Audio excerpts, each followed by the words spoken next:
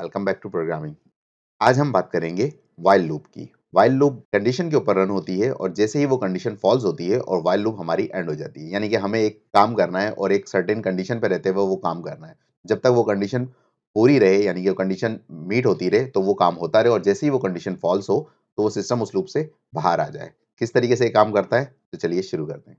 System में लिखेंगे while और डबल टैप कर देंगे और हमारे पास यहाँ पे लिखा हुआ आ जाएगा व्हाइल ट्रू। व्हाइल ट्रू का मतलब है कि जब तक ये ट्रू है यानी कि ये कंडीशन काम ही ऐसे करती है कि जब तक ये स्टेटमेंट जो भी यहाँ कंडीशन दी जाएगी या खाली यहाँ ट्रू लिखा हुआ है तो जब तक ये कंडीशन ट्रू रहेगी ये स्टेटमेंट जो यहाँ लिखेंगे हम वो code block multiple time execute होता रहेगा। ठीक है, तो हमें जो भी काम करवाना है फॉर एग्जाम्पल हमें यहाँ पे लिखवाना है कि I am learning programming and I like it.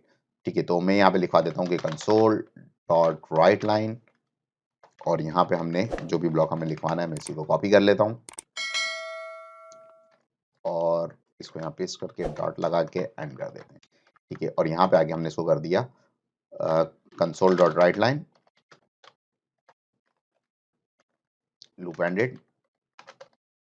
यहाँ पे हमारी लूप खत्म हो गई और यहाँ पे आप खुद भी देख रहे हैं कि विजुअल स्टूडियो ने इसको ग्रे कर दिया है। यानी कि जब तक ये ट्रू है और ट्रू को फॉल्स करने का कोई मैकेनिज्म हमने इस ब्लॉक में नहीं लिखा तो ये लूप कभी भी एंड नहीं होगी और ये एक इन्फिनाइट लूप बन जाएगी और सिस्टम हमेशा इसको चलाता रहेगा। जब तक आपका सिस्टम ऑन रहेगा और ये प्रोग्राम एक दफ़ा एग्जीक्यूशन में गया तो ये कभी ख़त्म नहीं होगा। यानी कि जब तक सिस्टम चल रहा है जब तक ये ख़त्म नहीं होगा।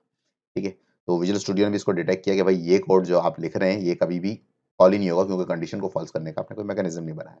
तो हमें एक कंडीशन बनानी पड़ेगी और वो यहाँ पे रखनी पड़ेगी और उस कंडीशन को इस कोड एग्जीक्यूशन के बिटवीन फॉल्स करना होगा। तो जैसे ही कंडीशन फॉल्स होगी यानी कि ये लूप टर्मिनेट हो जाएगी और हम बाहर आ जाएंगे इससे। ठीक है, तो इसको कंडीशन बनाने के लिए हम क्या कर सकते हैं, हम इसको बेसिक लेवल पे देखते हैं कि हमारे पास जो है वो एक काउंटर बनाते हैं और वो काउंटर जैसे ही हिट करता है नंबर ऑफ टाइम्स और उस टाइम्स की वो कंडीशन मीट होती है तो उससे बाहर आ जाएगा। इस तरीके से इसको करके देख लेते हैं।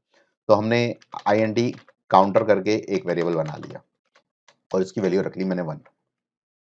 ठीक है, और इस काउंटर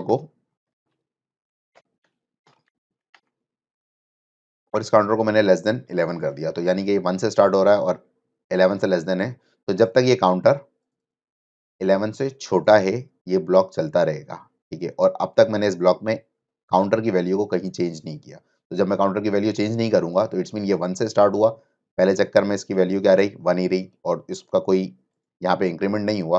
तो दूसरे चक्कर में भी काउंटर क्या रहेगा 1 ही रहेगा। तो ये दोबारा से एग्जीक्यूट हो जाएगा और ये भी एक इन्फिनाइट लूप बन जाएगी।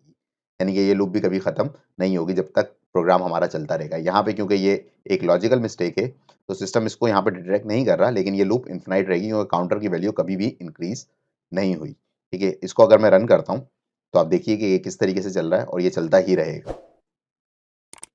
ओके जी, तो ये एक लूप चलना शुरू हुई और ये चले जा रही है सिस्टम। ठीक है, अगर मैं इसको देखूँ तो ये सिस्टम चले जा रहा है और ये लूप एंड नहीं हो रही और मल्टीपल टाइम लिख चुका है। मैं इसको टर्मिनेट कर रहा हूँ फोर्सली। ठीक है, ओके, तो अब हमें काउंटर की वैल्यू को चेंज करना है ताकि ये इन्फिनाइट लूप ना रहे। तो मैं हर चक्कर पे काउंटर की वैल्यू को प्लस प्लस कर दूंगा। यानी कि हर चक्कर में पहले चक्कर में काउंटर 1 था तो दूसरे जब ये यहाँ पहुंचेगा तो काउंटर की वैल्यू 1 और उसमें 1 का इंक्रीमेंट हो जाएगा। यानी कि काउंटर की वैल्यू यहाँ पे 2 हो जाएगी और दोबारा से ब्लॉक ऊपर जाएगा तो 2 इज लेस देन 11।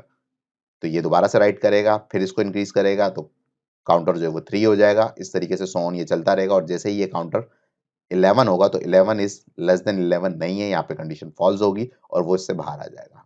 ओके, तो मैं दोबारा से इसको रन करता हूँ। तो इसने क्या किया, ये कोड चला और यहाँ पे ये एंड हो गया। 10 दफा इसने लिख के एंड कर दिया।